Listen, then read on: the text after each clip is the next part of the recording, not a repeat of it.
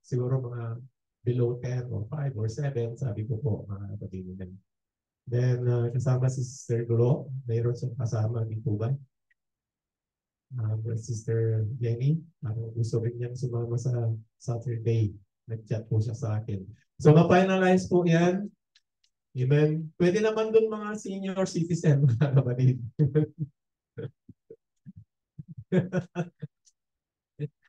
Amen. Iayos po yan mga kapatid. Pag-pray po natin yan. Yan, palakpakan po natin ang ating Panginoon. Then sa October 25, 26, yun po yung district conference sa Balibago sa Eurotel. Doon po gaganapin. Praise God. Nagbigay po sila ng parang solicitation po na letter para sa district conference. Then, pwede naman po kayong pumunta mga kapatid. I suggest na pumunta po Brother Nogi, Sister Mela, lahat po kayo kung mayroon po kayong yun na lang budget po mga kapatid. Ben, praise the Lord. Pero alam po natin habang lumalapit po yan, meron pong hinihipo ng Diyos mga kapatid. So palakpakan po natin ang ating Panginoon. Yung pakarami po. And then, mayroon na tayong programs sa General Conference. Maganda nga po yung venue at bagong-bago. Mayroon na pong mga schedule kung sino mga lecturers. At yun po ay mag-start sa February 14. Tamang-tama sa mga binata at mga kadalagahan, mga kapatid. Amen. At matatapos po ng 18, 24 days. Pero yung 5 days, parang Sunday po yon, meron pong revival service po, mga kapatid. Amen? Right, so paghandaan po natin yan. Alam ko pwede naman po tayong mag-commute. Di ba, Sister Myrna? Pwede naman mag-commute. Ilang oras ang biyahe from Manila to Bicol? Diba? Diba? Magkano per ano?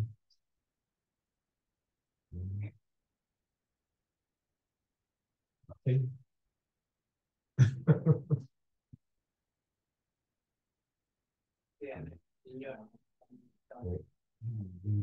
Pwede tayong makapunta doon kasi pwede naman ang transport ko. Oo nga eh. Ngayon nga puno na. Kasi kukunti pa lang daw ang mga hotels doon sa Legazpi. Bago kasi yung airport doon, mga kapatid.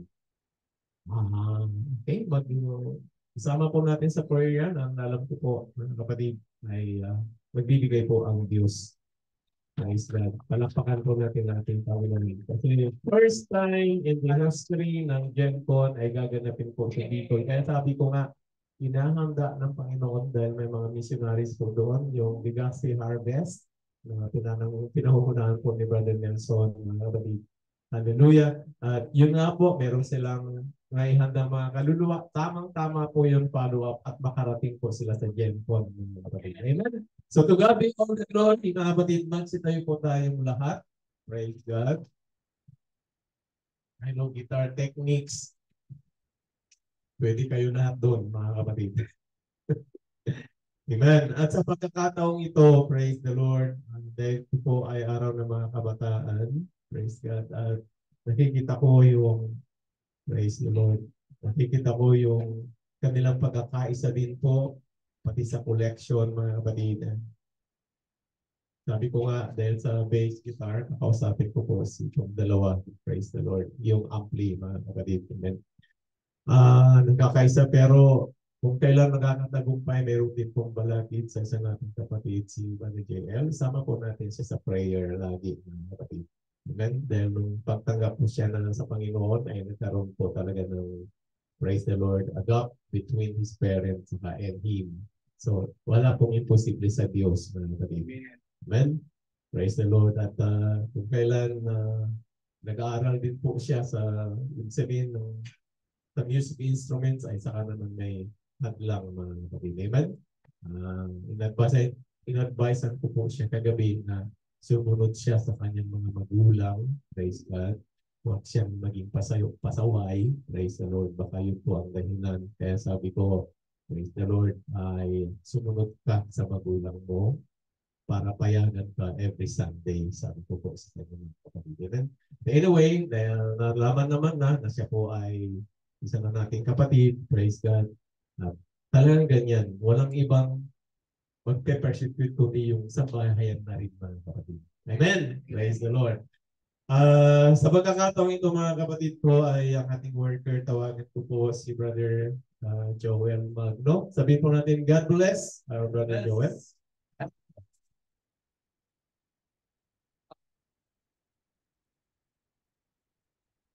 Praise the Lord, isang mapagpalang umaga po sa dating na po si Jerome. Praise God. Tayo po ba ay nagagalak dahil tayo ay nasa bahay panambahan? Amen? Praise God. Kung meron tayong mga problema mga kapatid at pinagdadaanan ay huwag nating kalimutan. Subalit sa ating paglapit ay ihayag natin sa ating Panginoon mga kapatid. Dahil kung kalimutan mo ang problema mo, pag-uwi mo, may problema ka pa rin. Pero kung ang problema mo ay ilapit mo sa ating Panginoon, sigurado ako na magkakaroon ng kasagutan ang problema ang pinagdadaanan mo. Amen? Praise God. Hallelujah. Alam niyo mga kapatid, sa Genesis chapter 2 verse Genesis chapter 2 verse 3 mga kapatid, ang sabi dito, and God blessed sa tunat inumpisahan. And on the seventh day, God ended His work.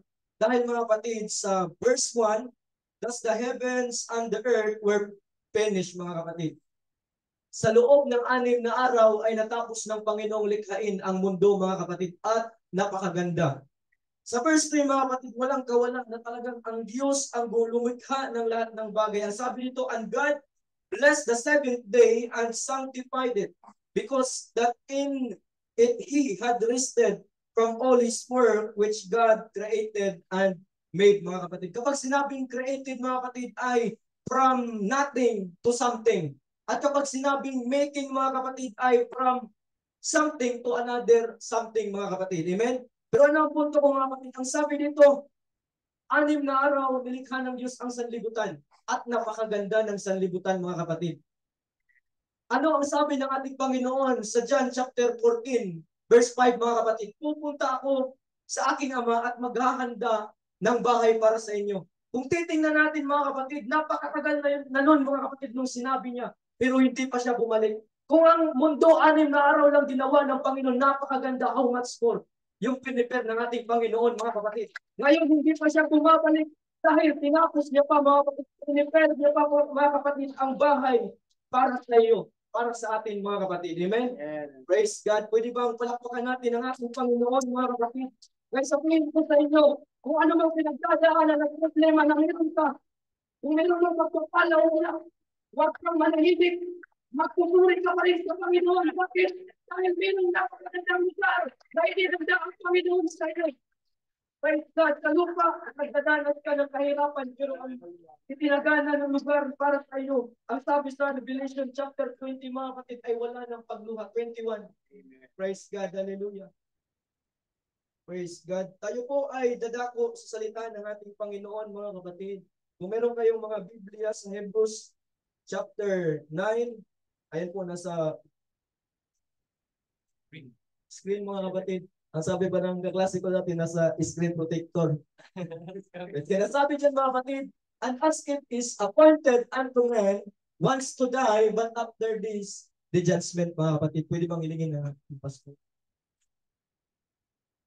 Yung po natin mga ulo mga kapatid. Let us close our eyes. Hallelujah. Dakilang Diyos, let the anointing of thy servant, si Brother Joel, Panginoon, sa desire po niya na mangaral, Panginoon, hallelujah, use him mightily, O God, and at this very moment, ang kapangyarihan mo, Amang, siyang makita, Panginoon. Ang iyong salita ay buhay, Panginoon. Kung kaya sa bawat nanonood, sa bawat nakikinig, ibigay niyo po ang pagpapala, Panginoon. Pagpapalang physical, kagalingan, divine healing, Panginoon. Ang iyong salita, Panginoon, ang siya po tilang Diyos kikilos sa aming mga kalagitnaan at sa pamagitan, Panginoon, ng salita, O Diyos, ang iyong kaharian ang siya po makikita ng lahat sa mga oras na ito. Purihin ka, Panginoon, sa iyong katapatan. Purihin ka, Panginoon, dahil sa salita. Purihin ka, Panginoon, dahil buhay kang Diyos namin pinaglilingkuran. Sa pangalan mo, Jesus, we claim victory. Everybody say amen. Praise God. Next na mga palakpakan natin ang ating Panginoon. Yung palakpak, mananarang sa parang na Diyos na buhay, mga kapatid. Praise God. Hallelujah. Bago kayo mga kapatid tayo, sabihin niyo yung katabi.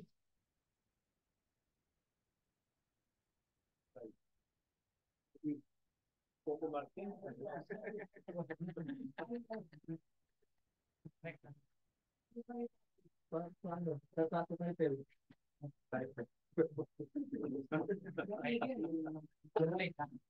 Ay, wala pa. Sabihin niyo yung katabi. Don't forget that you have an appointment with death, mga kapatid.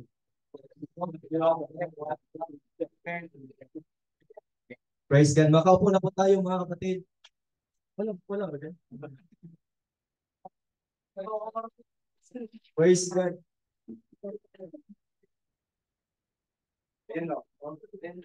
Ay, hindi na ano.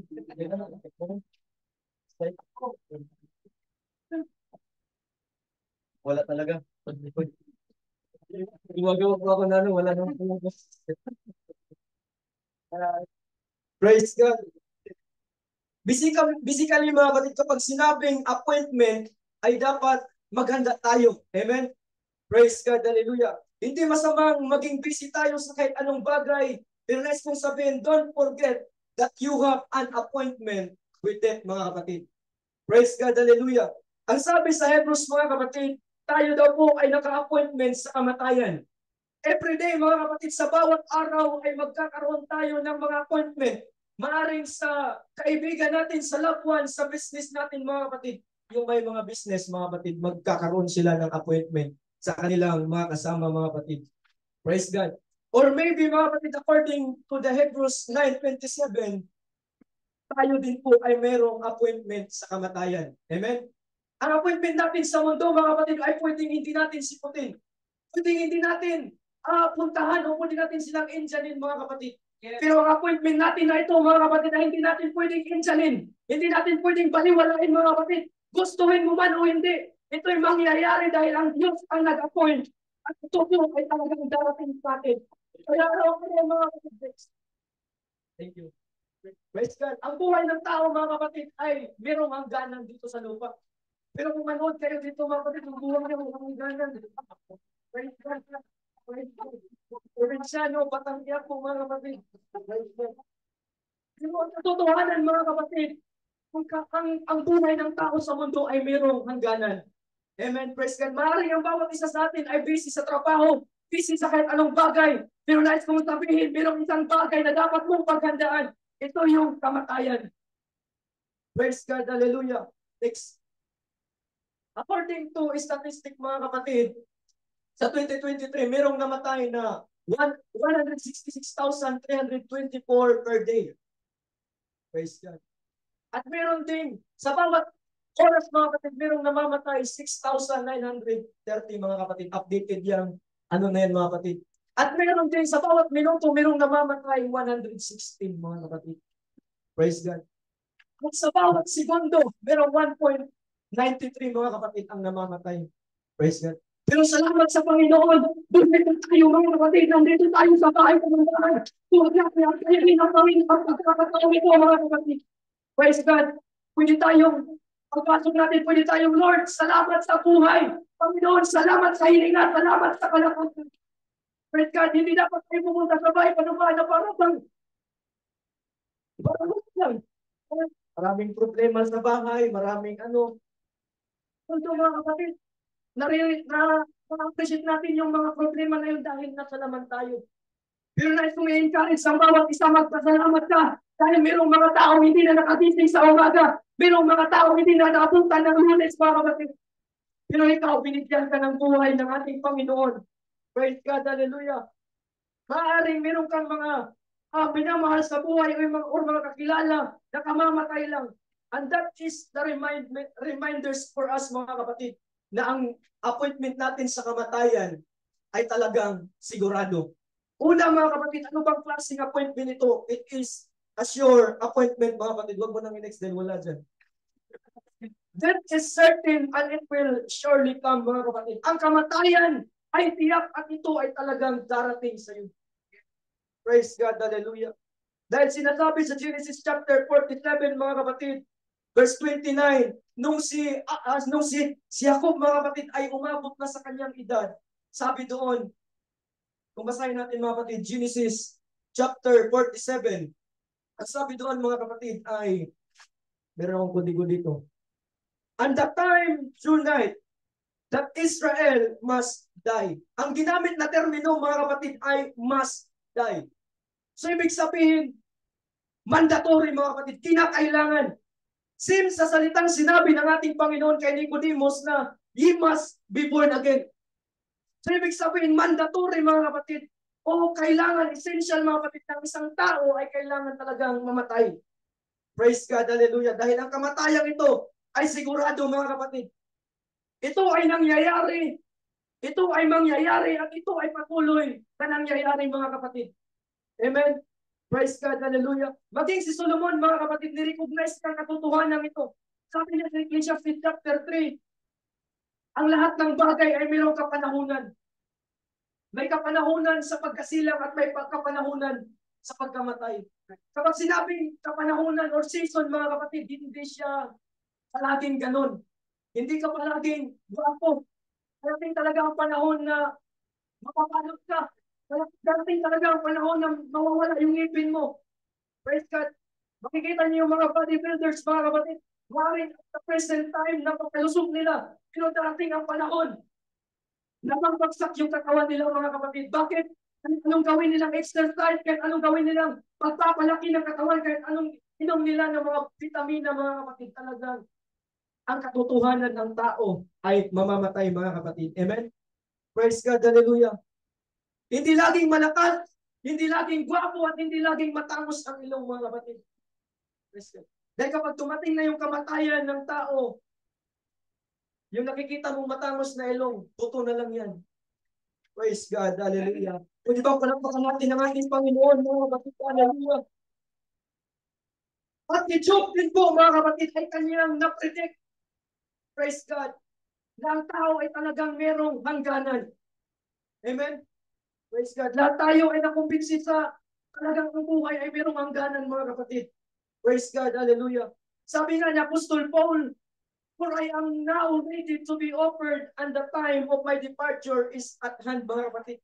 At sabi niya pa sa Philippians chapter 1:21, for to me to live is Christ and to die is gain, mga kapatid. Amen? Truly our death is sure and certain, mga kapatid. Ang kamatayan ng tao ay talagang totoo at tiyak, mga kapatid. Pero ibahin mo, mga kapatid, si kamatayan sa taong nangungutang sa iyo. Praise God. Pwede yung nangungutang sa iyo ay hindi ka babayaran. Iniisip mo, tagal namang hindi binayaran ni brother yung utang ko. Praise God. Dahil mga kapatid, meron pang posibilidad na hindi ka talaga niya bayaran. Amen? Pero ang pagdating sa kamatayan, mga kapatid, kahit hindi mo man iisipin, kahit hindi mo man alalahanin, ito talaga ay darating sa buhay mo. Dahil ang kamatayan ay sigurado. Sigurado pa ito, mga kapatid. Hallelujah, sa hindi kita iiwanan. Hanggang kamatayan, mag-iibigan tayo. Praise God. Sigurado pa ito sa pangako, mga kapatid, sa altar. Di ba maraming kinakasal na ikaw lang ang mamahalin ko dahil oneness tayo. Pero iba pa ang ibig sabihin nun, mga kapatid. Dahil oneness, isa lang daw ang mamahalin. Totoo pala yun. Isa, bawat church, mga kapatid. Praise God. Palakpak sa ating Panginoon, mga kapatid. Praise God. Hallelujah. Pangalawa, mga kapatid, ang kamatayan ay ang nakakalungkot na appointment, mga kapatid. Ang pinaka nakakalungkot, mga kapatid, na mangyari sa buhay natin is yung nandun tayo sa funeral service, mga kapatid.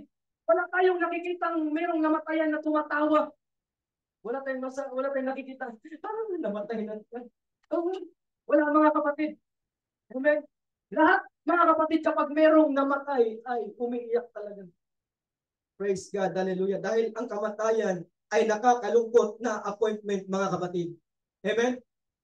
Praise God. Siguro mayroong tumatawa kapag mayroong namatay dahil hindi na nila mabayaran yung utang nila dahil patay na. Di ba?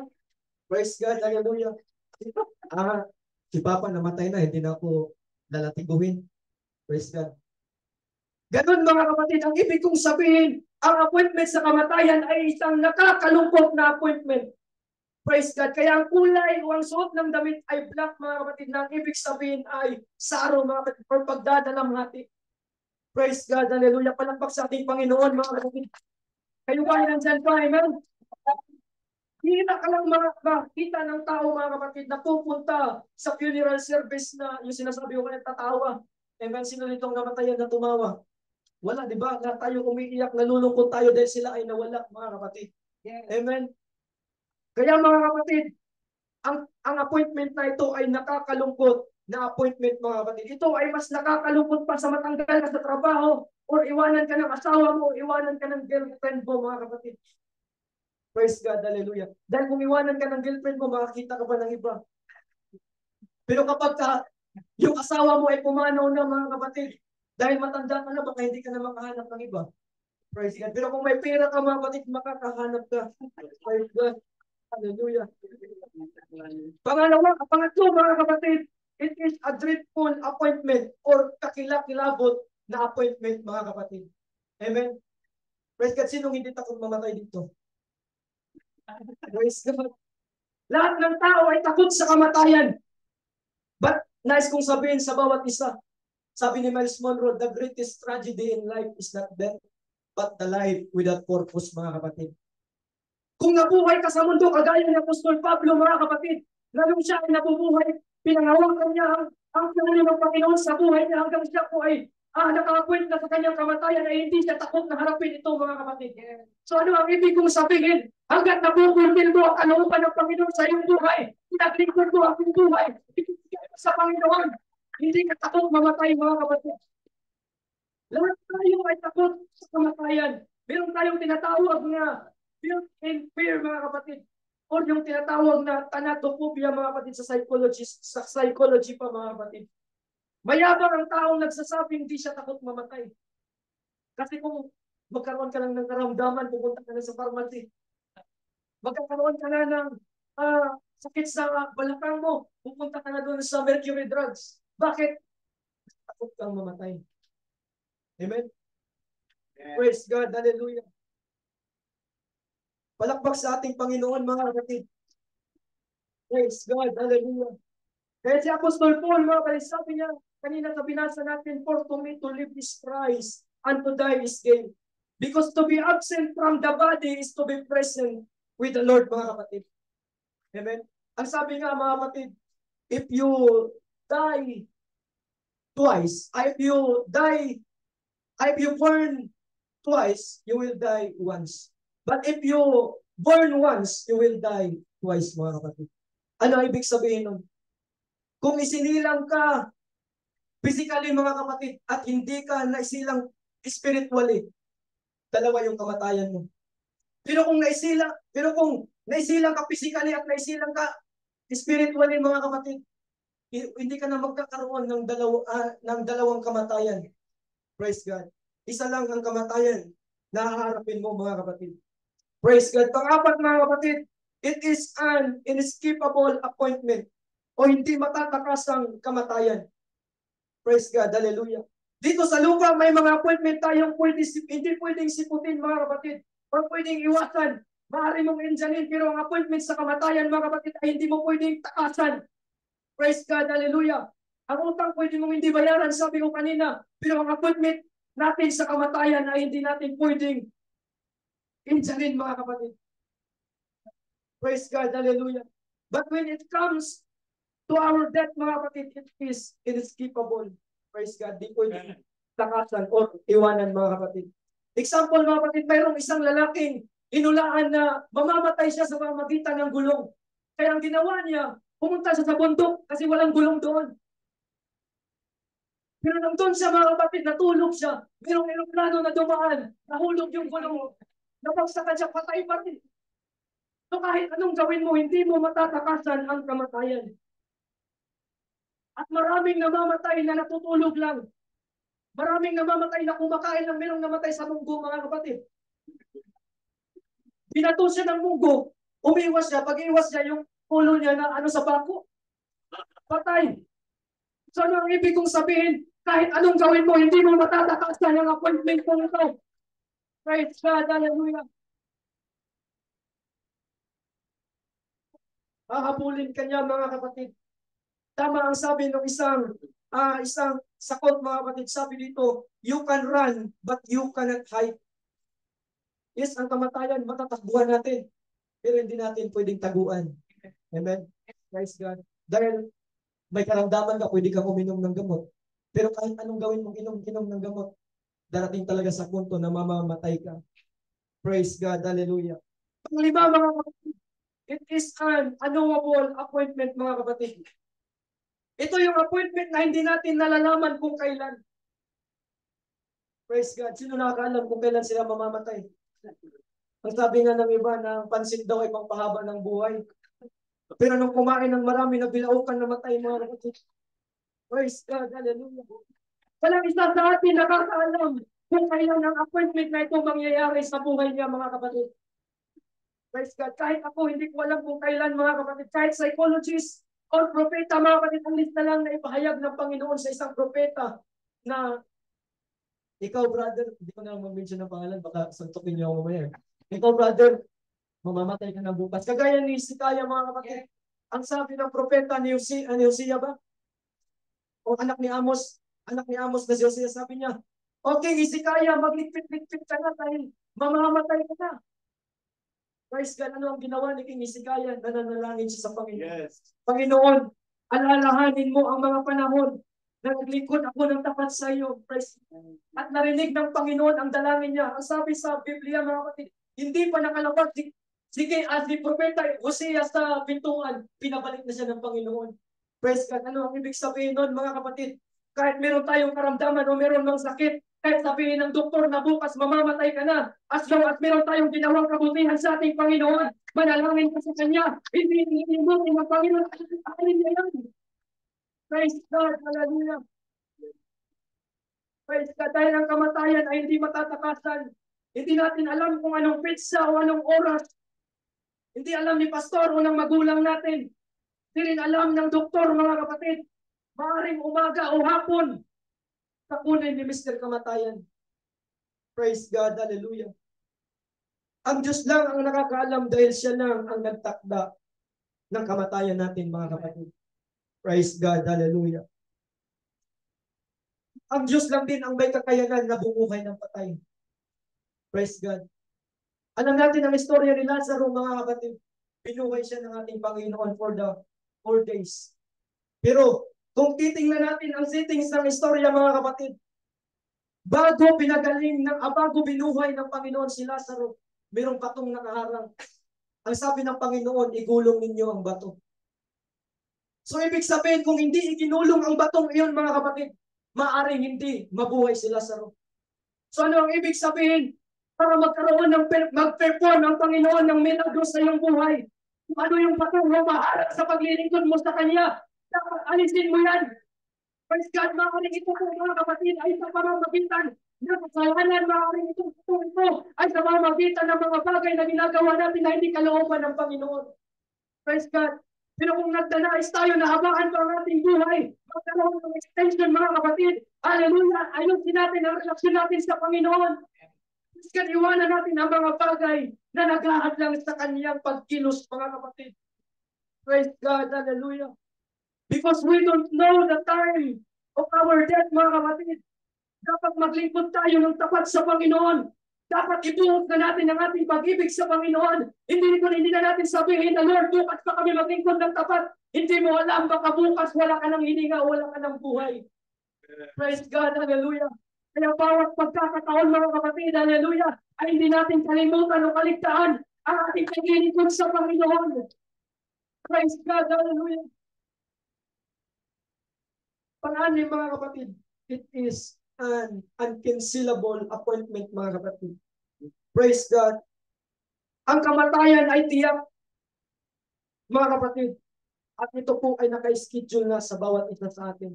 In-schedule na ng Panginoon. Praise God. Maaring ang bawat isa sa atin ay parang pa-chill-chill lang sa paglilingkod. Praise God. Hindi naman masama mga kapatid na maging busy tayo sa trabaho, basta huwag lang natin kalimutan ang paglilingkod natin sa Panginoon. Hallelujah, dahil kahit gano'ng makalaki na kayamanan na meron ka, kapag kaiwas mo na hindi ka kayang ilipat yan. Maraming mga, hindi ko sinasabi na masama yung magkaroon ka ng kayamanan mga kapatid. Ang sabi nga ng Biblia mga kapatid, honor the Lord with your substance. Praise God. Hindi ko sinasabi yun. Pero ano ang ibig kong sabihin? Yung bagay na yan mga kapatid ay temporary lang. Praise God. Kung meron ka yan, magpasalamat ka sa Panginoon. Tama yung kanina mga kapatid, yung thanks and offering mga kapatid na exhortation ni Sister May mga kapatid. Amen. Praise God. Kung binibiyayaan ka naman ng Panginoon ng bagay na yan, dapat ipagpasalamat mo yan sa Panginoon. Dahil ang Diyos ang dahilan kung bakit ka pinagpapala ng bonggang-bongga mga kapatid. Praise God. Dahil kung ang Diyos ay hindi kumilos sa buhay mo kahit marami kang kayamanan, at oras mo na hindi ka kayang isalba yan. Praise God. Pero kahit wala kang kayamanan, kung naglingkod ka ng tapat sa ating Panginoon, kagaya ni King Hezekiah, isang panalangin niya lang sa Panginoon, hindi pa nakarating sa pintuan si Hosea, tinugon na ng Panginoon ang kanyang panalangin. Praise God. Hallelujah. Ngayon mga kapatid, siyasatin natin ang ating mga sarili, hindi lang kayo. Kung lahat mga kapatid, hallelujah. Siyasatin natin ang ating mga sarili, ano ba ang nagawa ko sa Panginoon? Una na ba yung paglilingkod ko sa Kanya? Ibigay ko na ba yung buhay ko sa Panginoon? Kaya kapag nasain ka, huwag kang tatanggi. Dahil minsanan lang yan mga kapatid, hindi mo alam dahil sa pagtanggi mong yan yung dahilan para mapahamak ka. Praise God, hallelujah. Praise God. Walang makaka-cancel ng appointment na ito mga kapatid. Kahit ang demonyo mga kapatid, hindi niya kayang kansilahin ito. Praise God.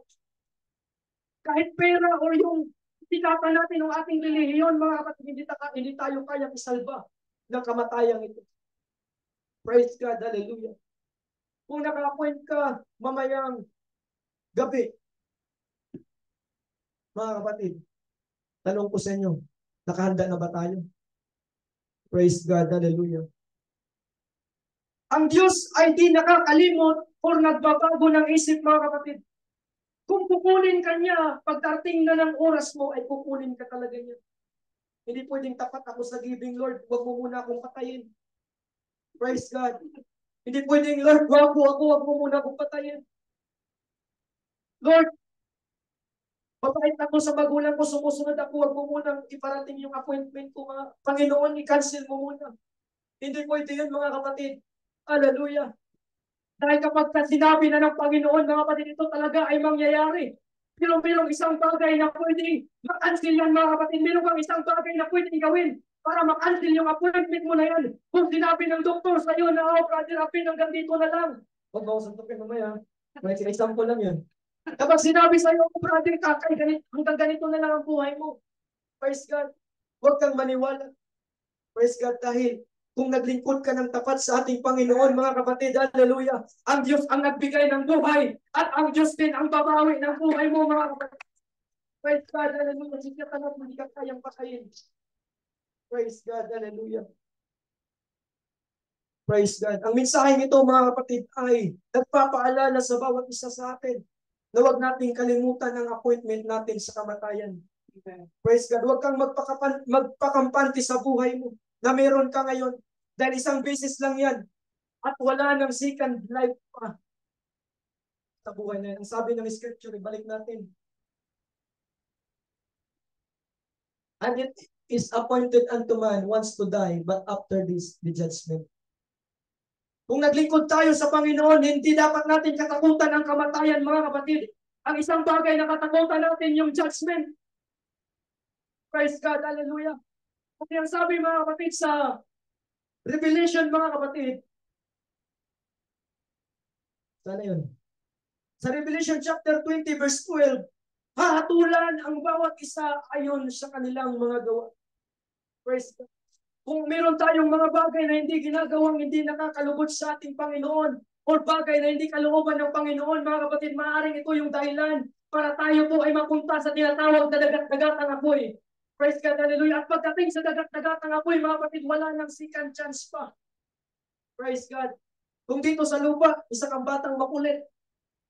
Pagdating mo sa kabilang buhay, dahil makulit ka, dito ka ilalagay. Praise God, hallelujah. Pero kung nandito tayo sa mundo, mga kapatid, pinahalagahan natin ang ating buhay, pinaglingkod natin ang tapat sa ating Panginoon. Hallelujah, kahit anong bagay na nasasabihin ni Pastor sa atin, hindi tayo tatanggi, hindi tayo aangal, mga kapatid. As long as ibibigay ko sa Panginoon, hindi para sa kahit kanino pa man. Praise God, hallelujah. Maiksi lang ang mensahe ng ating Panginoon, mga kapatid. Praise God, pwede bang tayong lahat ay tumayo, mga kapatid? Praise God, hallelujah. Siyasatin natin ang ating mga sarili, mga kapatid. Ang kamatayan ay sigurado, mga kapatid. Hallelujah, ang kamatayan ay hindi na pwedeng makansila. Ang kamatayan, mga kapatid, ay hindi pwedeng takasan. Hindi pwedeng taguan, mga kapatid. Hallelujah. Kaya kung meron tayong mga pagkakamali, ngayon ang tamang pagkakataon, mga kapatid, na ilapit natin sa ating Panginoon. Praise God, hallelujah. Praise God.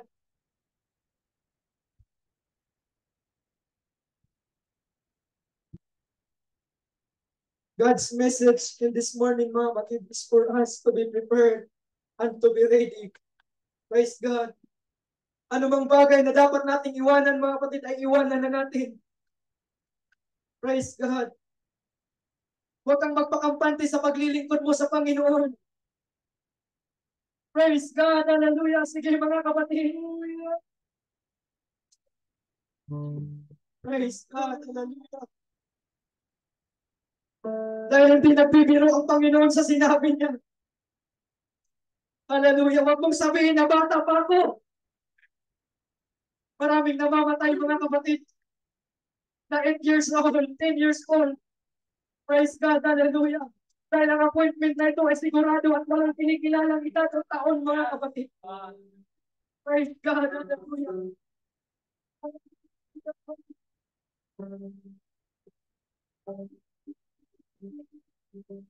Praise God. Sige, mga kapatid. Praise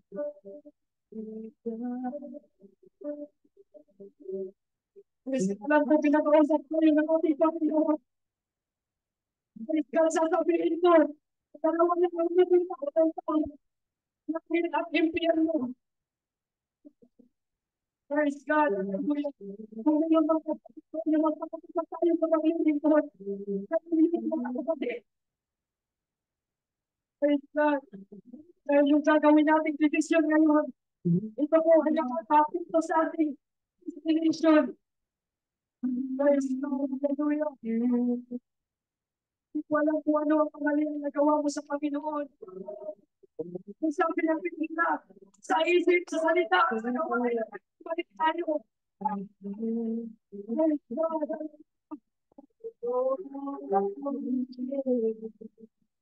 God. Pwede kang hindi makinig sa akin. Pero dapat pakinggan mo ang mensahe ng ating Panginoon. Praise God. I'm just coming. Hallelujah. Ang sabi ng Panginoon, ganito din po. Kung may sinakamuli sa tubig at espiritu, ay makakapasok ka sa kariyan. Praise God. Kung may sinakamuli sa tubig, ayun yung pagkakapasok na may sinakamuli sa espiritu. Praise God. Hallelujah.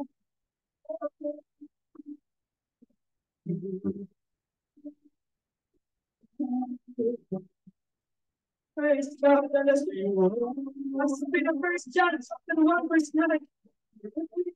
Our sin. Being faithful to God to forgive our sins. Praise God. Praise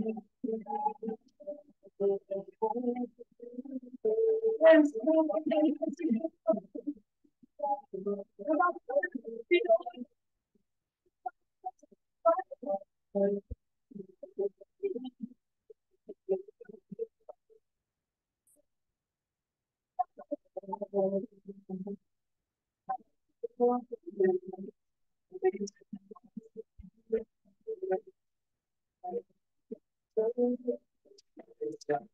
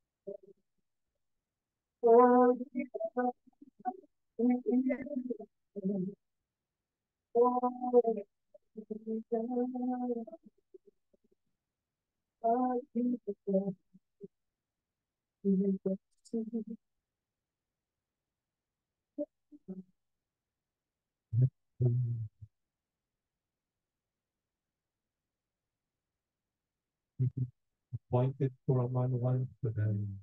And after that, that's it. Isang event na magaganap, isang event na mangyayari na hindi matakasan. Kapatid, siyasatin mo ang iyong sarili. Ang iyong paglilingkod sa ating Panginoon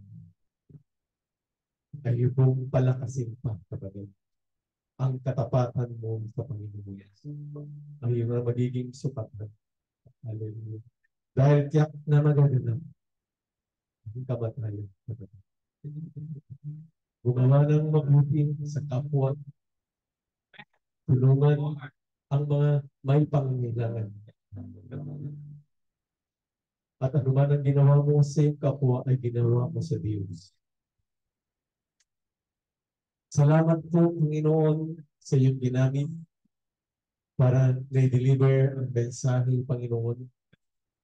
Salamat, dakilang Diyos, sa mga kabataan na sila ay tumayo muli sa iyong harapan at ginamit niyo po sila sa likuran ng iyong pulpito, Panginoon. Salamat sa napakagandang mensahe, Panginoon, na magbibigay tutulong ng pagsisiyasat, Panginoon, sa aming paglilingkod sa iyo. We seek ye first thy kingdom, Panginoon. Dahil alam po namin lahat ay mangyayari at ito ay hindi matatakasan ang kamatayan. Kaya ngayon pa lamang, Panginoon, gamitin niyo ang iyong mga anak. Gamitin niyo po sila, O Diyos, na sa iyong kaparaanan, Panginoon, sila po ay tatanggap, Panginoon, ng pagpapalang walang hanggan na kayo po ang magbibigay, Panginoon. Temporary lamang, Panginoon, kami lamang ay manglalakbay lamang, Panginoon, sa lupon, sa sanlibutan na ito, Diyos. Darating, Panginoon, yung event, Panginoon, Lord. Hallelujah. Dahil nihilingan ng aming buhay ay hiram lamang sa iyo, Panginoon. Ang pinaghahandaan po namin, Panginoon, ay yung nalalapit ng pagbabalik, Panginoon. Kaya sa mga oras na ito, salamat sa iyong salita. Salamat sa pagkilos mo. Salamat sa iyong banal na Espiritu. At salamat sa pag-ibig mo, Panginoon. At salamat sa mga biyaya na iyong patuloy na kinakakalog sa inyong mga anak, Panginoon. Bawat pamilya, bawat kabataan, bawat katatayan, Panginoon, Lord.